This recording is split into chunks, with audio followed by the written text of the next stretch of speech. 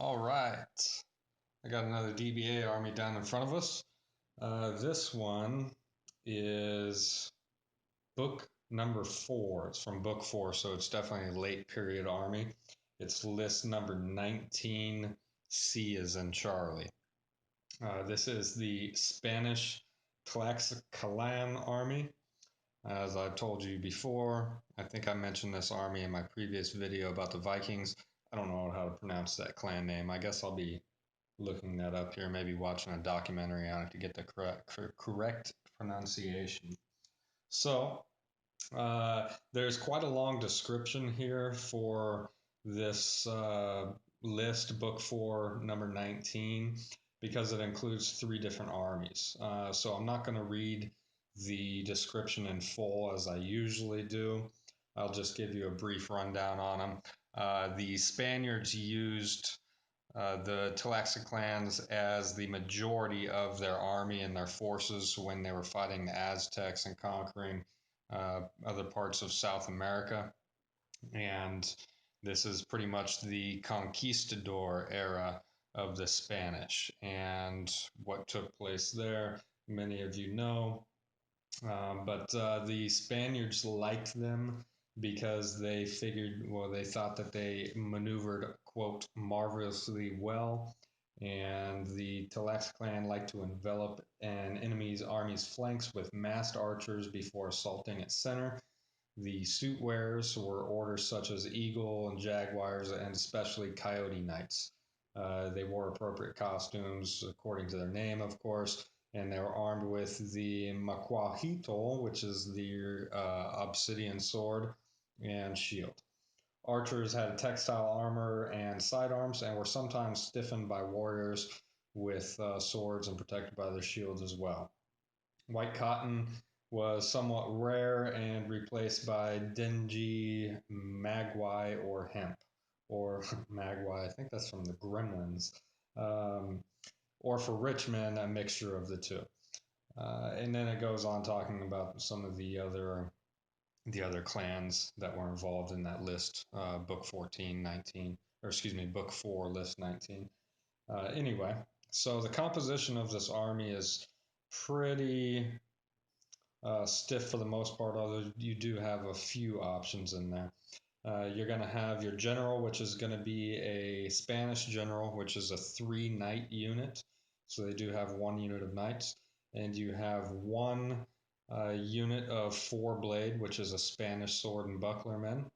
You have one Spanish crossbowmen or arquebusiers, which, if you choose the arquebusiers, it is a 4 crossbow unit. So basically, it doesn't matter what you choose to base them as or what models or figures you want to use, they're still going to be a 4 crossbow. And you're also going to have one cannon, which is going to be an artillery element. And then you are going to move on to your suit wearers, and you can choose to have those suit wearers either be 3 blades or 4 bow. I chose to use 3 blades because, as you can see, the biggest block of soldiers over there, slightly to the left, are all 4 bow. So I didn't want to overdo it with the 4 bow units, although you could turn this force into an extremely shooty army if you really wanted to do that. So after the suit wearers, you're going to have one archer and shield bearer, which is a 4 bow. So you're going to have one mandatory 4 bow in there. And then you're going to have an option for your next 4 elements, which is going to be 4 archers, which you can choose to either be 3 bow or 4 bow. I've chose to go ahead and mount them as 4 bow. And then you can have one archer, which is going to be a Siloy. Their terrain type is hilly, and their aggression is 4. Of course, they're very aggressive here. Their only listed enemy is in the book is from book 4, list 63, which is going to be the Aztecs. I will likely, of course, be having them fight some other Mesoamerican armies as well. Of course, that's the beauty of DBA. You can kind of pit odd armies like that against each other, and come to your own conclusions of what might have happened historically. So anyway, um, the where was I going to go with that? Oh, the bow units. Like I said, it gives you the option of four of your elements can either be four bow or three bow. I mounted them as four bow. However, I do have the miniatures. I may do four more stands of three bow just so I have the option if I ever wanted to. I can mount them as three bow. As you know, these terrain are hilly, so you very well might want to have that option in there as well, depending on what you think the outcome of the terrain may be or how you plan. If you expect to be using your own terrain or whatever, or if you're facing uh, an enemy who will have the option of really bogging down a stiff army with heavy terrain, then you may want to take that three bow option. Anyway, so we got that part out of the way. Let's go ahead and take a close up here. As always, we will show you the general first. I only have one general unit. I didn't do two for this army like I do many of them, but there is the general there in the center. He has a musician on his left and a standard bearer on his right. I may tidy up that flag there and put some designs on it, make it look like a folded Spanish flag there. I just haven't gotten around to it. I just finished up the last two bases of this army, and I still need to coat them with their varnish. So before I varnish them, I very well may touch up that flag there, make it look a little bit better. Anyway, that is the general element there. I like them. And now we will go to their swordmen, sword and buckler men. Let's see, there we go. So that's going to be a 4-blade unit there.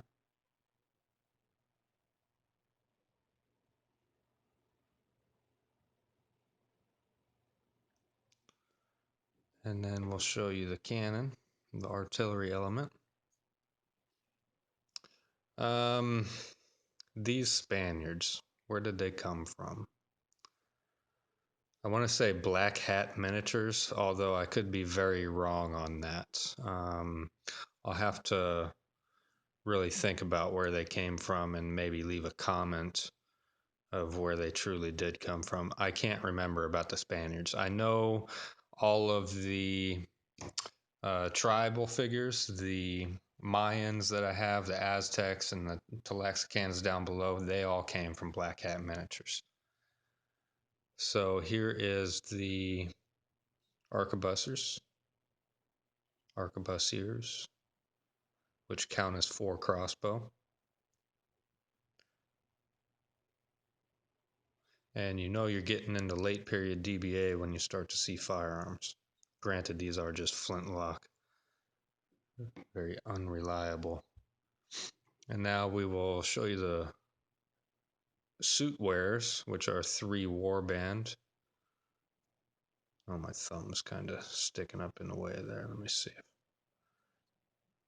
Originally, I had their pajamas painted a more dull brown, but it seemed to mix in too much with their skin, and it looked like they were running around naked. So I decided to paint them up a little bit brighter yellow. That's one element. The other element is right here.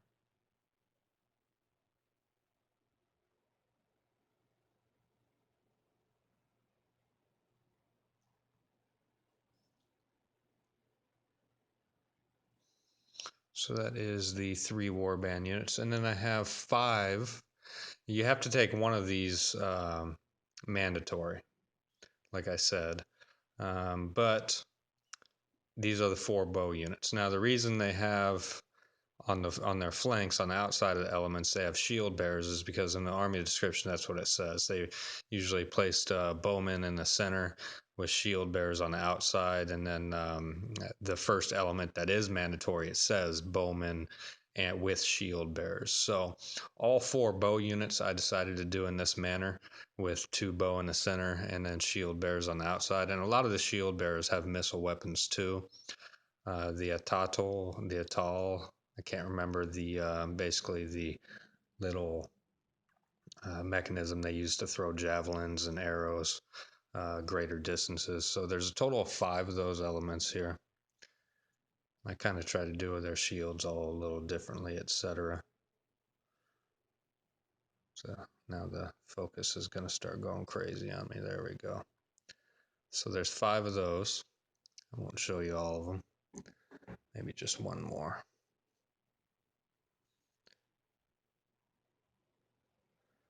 A little bit sloppy there. Like I said, these were done a while ago, about halfway done. And back when I first started 15 millimeters. So, and I was really just trying to crank out armies to get them on the table and learn DBA. So this one never quite got finished though. So this is a sideloy, by the way, obviously. You can tell by the 2 figures. So that is a mandatory take right there on your army list. Anyway, that's going to be the Spanish Tlaxcalan army there. I think it's going to be interesting once I get the Aztecs done. The Aztecs will be much more colorful as well as the Mayans as well. So it'll be cool to see a lot of colorful armies running through the jungle and fighting it out. Man, now I gotta go listen to some Creedence Clearwater now. Now I got that song stuck in my head. But anyway, guys, until next time, stay safe, and as always, thanks for watching.